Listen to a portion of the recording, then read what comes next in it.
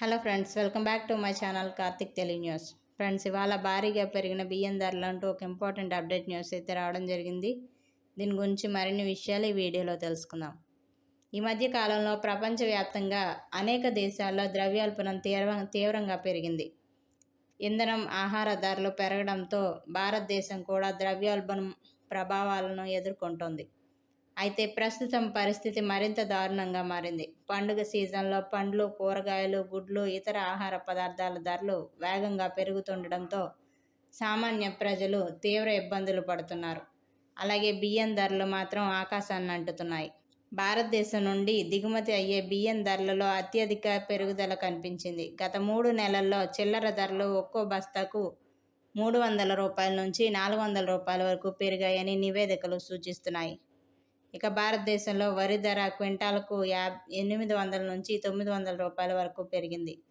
రవాణా ఖర్చులు, మిల్లింగ్ ఖర్చులు, కస్టమ్స్ సుంకాలు కలిపిన తర్వాత ఈ పెరుగుదల చిల్లర ధరలలో కూడా ప్రతిబింబిస్తోందని వ్యాపారులు చెబుతున్నారు. చాలా రకాల బియ్యానికి టోకు ధరలు బస్తాకు 300 రూపాయల నుంచి 400 రూపాయల వరకు పెరిగాయని చెబుతున్నారు. గత 5 నెలలుగా అనేక నిత్యావసర సరుకుల ధరలు గణనీయంగా పెరిగాయి. మార్చి నెలతో పోలిస్తే ఆగస్టులో చక్కెర, పప్పులు, బియ్యం, పిండి, ఉప్పు, వంట నూనెలు చిల్లర ధరలు పెరగడంతో ఇది సామాన్యుడి వంటగది బడ్జెట్పై ప్రభావం చూపుతోంది. బియ్యం ధరలో అత్యధిక పెరుగుదల నమోదైంది. దీని ధర కిలోకు 50 రూపాయల నుండి 70 రూపాయలకు పెరిగింది. ఇజ్రాయెల్, అమెరికా, ఇరాన్ల మధ్య కొనసాగుతున్న ఉద్రిక్తతలు, ప్రపంచవ్యాప్త అనిశ్చితతో కలిసి దేశ బాస్మతి బియ్యం కూడా ఎగుమతి వ్యాపారానికి తీవ్రంగా దెబ్బతీశాయి. హన్సీతో సహా దేశవ్యాప్తంగా ఉన్న బియ్యం మిల్లుల యజమానులు తీవ్ర ఆర్థిక సంక్షోభాన్ని ఎదుర్కొంటున్నారు. ఓడరేవుల్లో కంటైనర్లు నిలిచిపోయాయి. రవాణా ఖర్చులు విపరీతంగా పెరిగిపోయాయి. చెల్లింపుల ప్రక్రియ కూడా తీవ్రంగా దెబ్బతింది. ఇక భారతదేశం తన బాస్మతి బియ్యం ఉత్పత్తిలో సుమారు 75% ఎగుమతి చేస్తోంది.